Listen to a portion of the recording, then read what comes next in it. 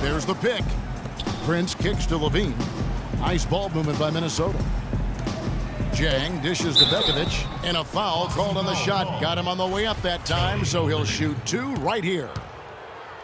And talking about Sullinger, you wonder if he's been in the right scheme for the past couple years. He's not a three-point shooter. He's a back-to-the-basket banger. You want proof? Only hit 28% from behind the arc last season, and that was his career high. The Celtics making a switch here. Smart's checked in. Adrian Payne's checked in for Minnesota. Trying his luck deep. Nice shot by Smart. Smart's got 7 points. Well, there's hot guys, and then there's really hot. They just can't miss. You know, Greg, sometimes you'll see an individual guy go on a shooting tick. Look at that. Well, there you go. One team operating on all cylinders at either end, steals, fast break buckets, and the other team scrambling to find its game.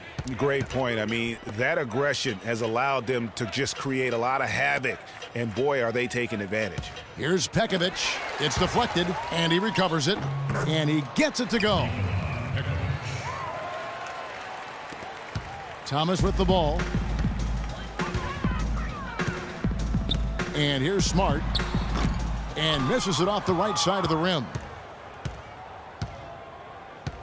Timberwolves trail by 14. Rubio outside. Pass to Bekovic to the middle. That's good from Payne on the assist from Bekovic.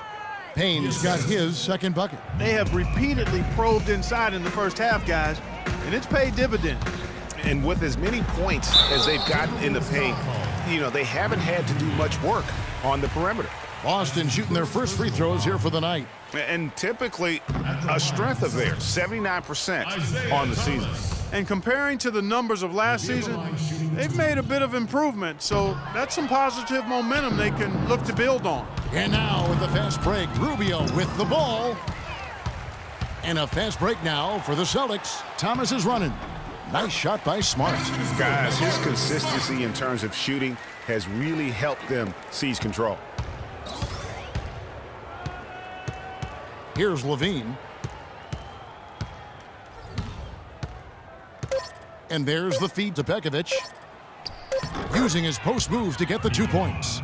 Pekovic has got 5 now. And so that brings... And now, the 2K Sports Halftime Show. Hello again, everybody. Ernie Johnson here, joined by Shaquille. Out in front at the half is Boston. Second half. And that'll do it for now, as the second half of our game is about.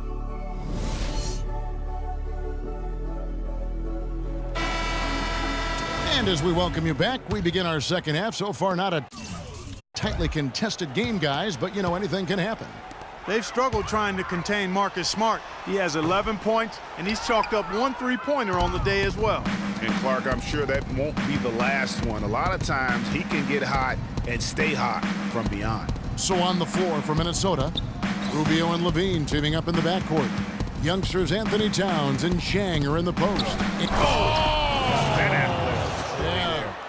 You know, on the surface, it might seem questionable to attempt a dunk like that when you're behind, but I think he's just trying to give him a spark. And what a dunk it was. And he's got that awe factor. Even look at us. We're all sitting here just waiting for when he goes airborne. That was a nice replay brought to you by Kia. Lets it go from 14. Misses off the left iron. The Celtics really seem to get better as last season wore on, too. GA finished the year looking very dangerous. Kevin, with the Celtics, they were dynamite after the All-Star break. Had the second best record in the Eastern Conference post-All-Star. You know, one of the big things for the Celtics after the All-Star break was they played smarter. I mean, they went from the middle of the pack in terms of turnovers to a team that rarely made mistakes. Down low, here's Towns. That's good. It's Rubio with the assist. They're finding lanes to the hoop now with consistency. 5 buckets in a row from the paint. And on the flip side, Greg, the defenders have to show more fight on the interior. They've got to offer more resistance here.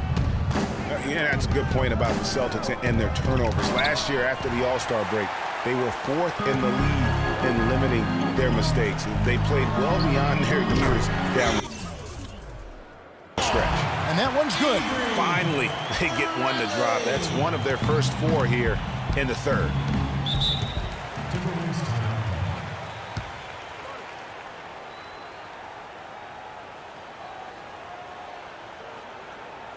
Minnesota calls timeout. It's now been a decade since the Minnesota Timberwolves played postseason basketball. Last trip to the postseason for the Wolves back in 2004. Wow, that was a long time ago. And if you're wondering, that is the longest playoff drought in the league currently. Wolves want nothing more than to get back to playing playoff basketball, and featuring the #1 pick in last year's draft will help. Good way to start, you're right. Let's catch up with...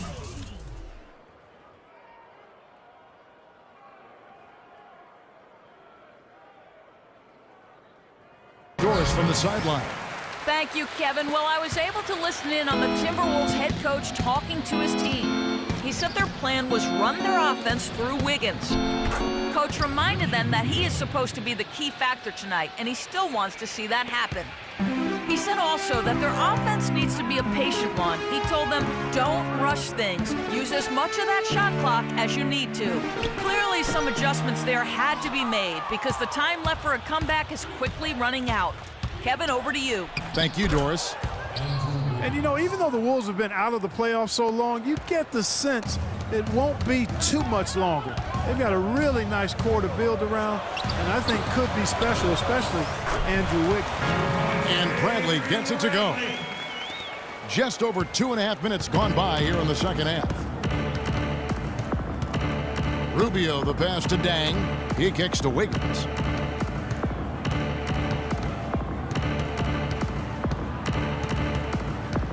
From 10 feet out, the shot is off. Good work defensively by Turner. And as you mentioned, the Wolves could be back in the playoffs in due time.